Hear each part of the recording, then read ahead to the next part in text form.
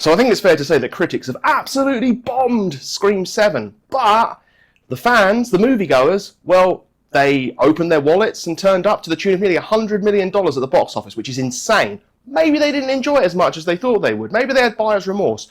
Nope. It appears that at 78, 79% approval rating, they're defending it. They're saying they had fun. I mean, can that continue? I don't know. But what the hell is going on with this gulf of opinion between critics and fans? Because this is mad. Well, let's dive into what worked and what didn't with Scream 7. Now, this is a spoiler-free review. So as a whodunit, you don't have to worry about that. I'm going to tell you whodunit. So right from the off, I'm going to be upfront. I never expected this to be a masterpiece. It was not a masterpiece in the slightest. But I expected it to be safe, in keeping with the franchise. I expected it to be fun, and there are things I'm going to pick apart here, but on the whole, I actually turned my brain off and had a reasonable amount of fun. But there are things that they definitely could have done better. I mean, when the critics go on about the off-screen drama, what's going on? I mean, you think about, like, I don't know, like, I think of Star Wars and I think of all the stuff that went on during the sequel trilogy. Most people don't care. Most people aren't paying attention. They're not looking into that. And it's the same with Scream. I've seen critics say, oh, the off-screen drama's done this, this, this, this, this, and this. And so long as fans, moviegoers, don't see that affect their viewing, they don't care. They don't know. It's irrelevant. And to anyone complaining that this was nostalgia bait, well, number one, this was nostalgia bait. This was nostalgia fueled.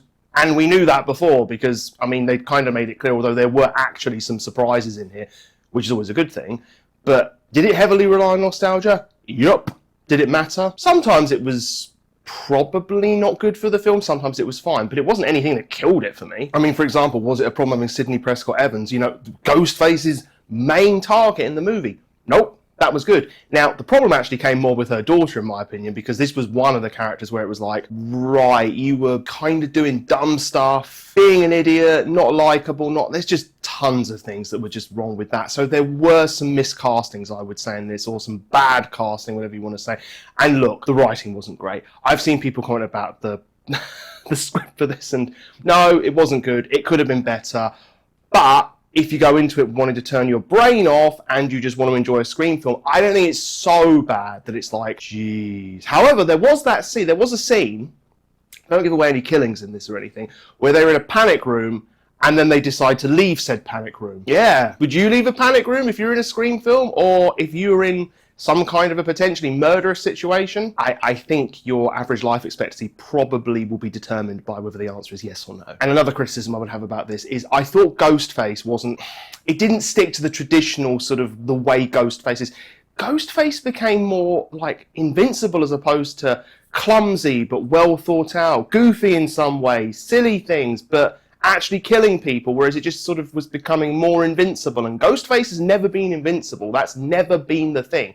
So I didn't actually like that about it. I'm not saying there wasn't any goofiness, but it wasn't as good. And look, the kills. There were actually some, like, okay kills. There were some kills where it was like you're repeating a lot of the same sort of setups, and they didn't make enough use, in my opinion, of no noise, quiet, whatever you want to call it, silence when it comes to these jump scares. You need to sort of vary it up a bit, because you can't just have silence, bang. You can't just have that every single time. But they were very repetitive with the sort of noises and the sensory stuff to make you jump for the jump scares.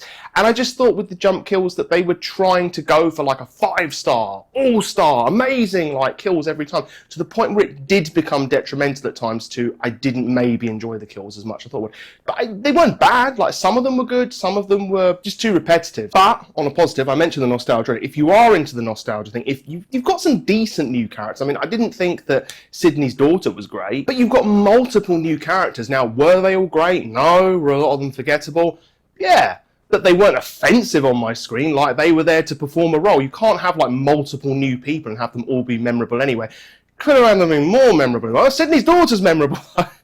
But, you know, they're there to perform a task. They're there to help other people do certain things that Scream does. I also saw some people criticising the cinematography, and sometimes I go into like, I really love this, I really loved how this looked, that looked, oh, they made this feel so great. I didn't think the cinematography was great.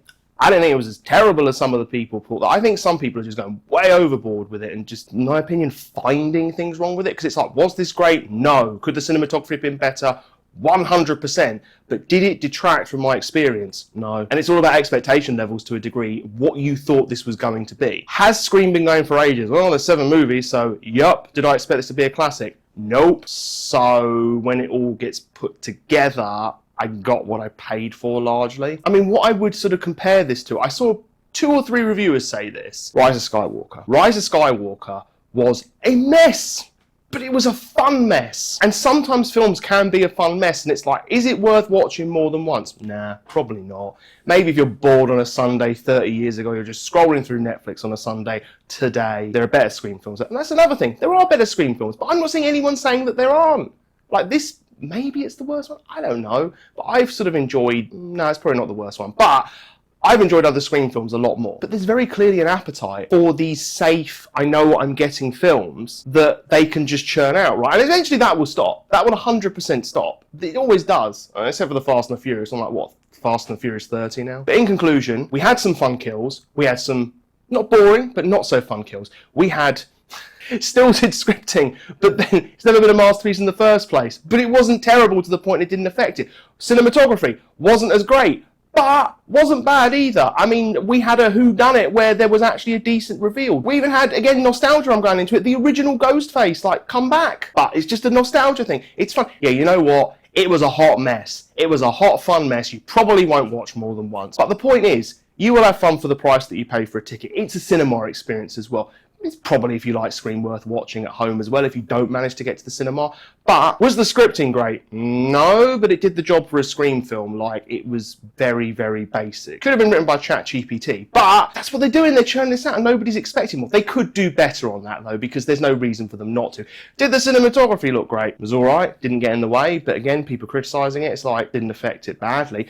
Were the new characters fine? Yeah. Was the nostalgia good? Yeah. I did like the fact that we got the original Ghostface in the film. Absolutely. And there were some things where I was like, this is nostalgia heavy. We don't necessarily need this, but did it get in the way? Not really. There were some, as I said, stupid logic things like the panic room I brought up earlier. That was dumb. That actually irritated me. That's beyond just horror movie stupidity in my opinion, but hey. And the kills, they were okay. Nothing spectacular. Not going to go down in Scream history as amazing. But if you want a Scream film, this is literally a Scream film. It exists and it is a Scream film. That's it. There's no need for this hysteria in my opinion, because what did you expect? But that's my thoughts. What did you think? Did you think, oh my God, we should literally go and stab these people to death whilst probably wearing a mask in order to conceal your identity because prison's a thing, and then hopefully some new people will release a better Scream film? Or did you think it was just a load of fun and it's exactly what you wanted? You got what you thought you were paying for? Please let me know in the comments down below. Please like, subscribe, ring the bell, all that good stuff. Your thoughts are appreciated. And until next time, I'll see you later.